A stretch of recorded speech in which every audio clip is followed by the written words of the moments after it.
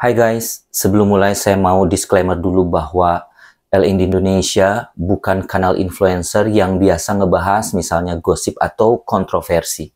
Tapi kami fokus pada learning and development, misalnya pengembangan leadership dan komunikasi, dan sebagainya. Tapi kali ini, kami memang memanfaatkan situasi terkini untuk bikin konten edukatif. Karena belakangan kan banyak ya netizen marah sama beberapa pejabat negara gara-gara komunikasi mereka yang malah bikin rakyat tambah kesel. Kita nggak akan tampilin video atau klip apapun tentang pejabat-pejabat itu, dan karena itu bukan gaya kita ya. Alih-alih kita pakai momen ini buat kasih pengetahuan berguna, terutama buat teman-teman dari corporate secretary atau siapapun yang sering berhadapan sama pers.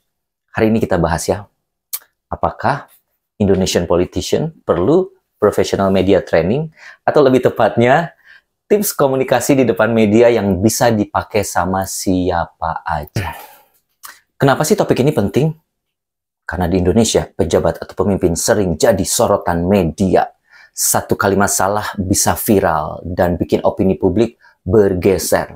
Dan akhir-akhir ini kita lihat ya banyak kasus di mana pernyataan yang kurang hati-hati malah memicu kemarahan netizen. Ini bukan soal politik, tapi soal komunikasi. Bagaimana pesan yang disampaikan bisa bikin orang paham, bukan tambah bingung atau kesel.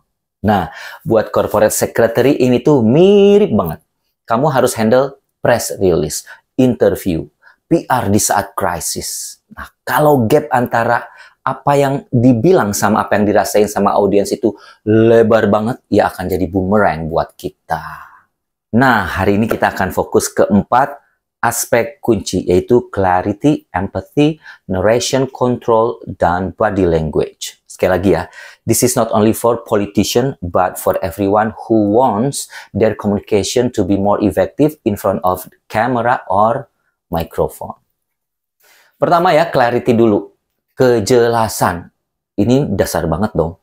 Karena banyak situasi di mana pesan ambigu itu malah bikin salah paham. Misalnya ya, kalau lagi jawab pertanyaan pers soal kebijakan, jangan pakai bahasa rumit atau jargon yang enggak semua orang paham.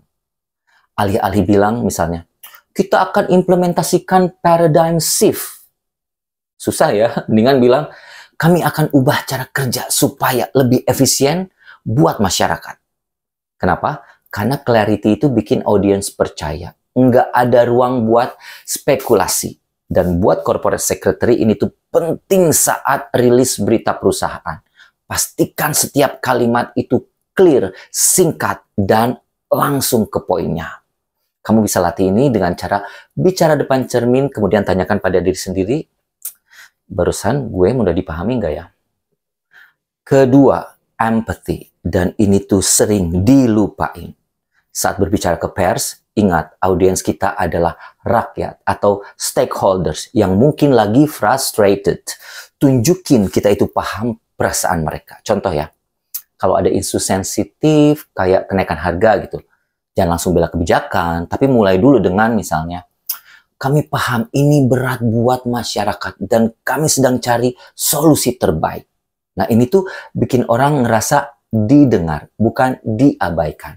Buat teman-teman corporate secretary, empathy ini kunci saat handle keluhan investor atau media. Kami mengerti kekhawatiran Anda soal laporan keuangan ini. Kan? Jadi, bangun empati dengan active listening dulu. Jangan langsung jawab. Active listening itu kan salah satu cirinya kalimat pertamanya adalah kami paham, bla bla bla. Dan ini tuh nggak akan ngelemahin posisi kamu, tapi justru akan memperkuat posisi kita.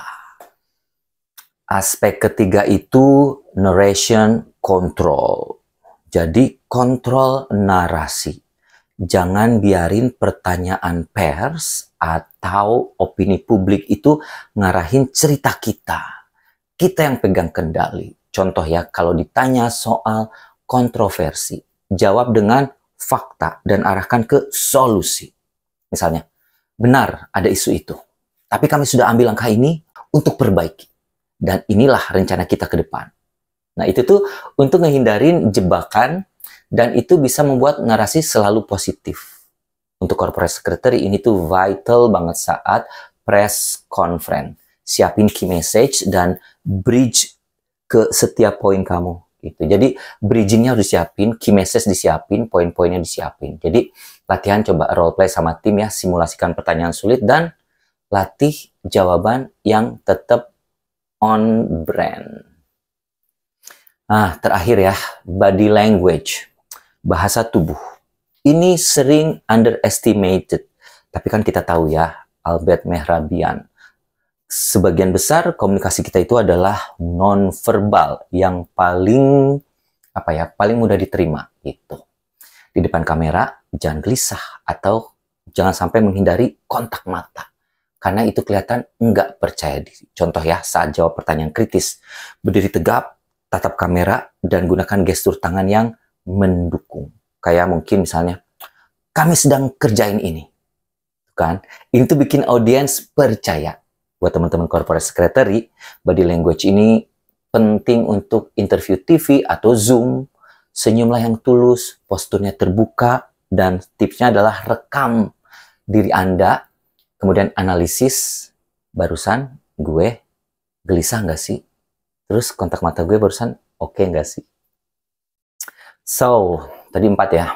Clarity, empathy, narration control, dan body language. Itu aspek kunci buat komunikasi efektif di depan pers. Nggak cuma buat politisi, tapi pentingnya buat mereka, tapi juga buat para corporate secretary atau business leaders. Kalau diterapin, situasi kontroversi bisa berubah jadi kesempatan yang positif. Dan di LND Indonesia, kita udah beberapa kali melakukan pelatihan ini, dan sebentar lagi kita akan melakukannya lagi untuk sebuah perusahaan BUMN yang ada hubungannya sama transportasi. Apakah politisi mau juga mengikuti pelatihan bersama kami? Hubungi kami ya. Bye-bye.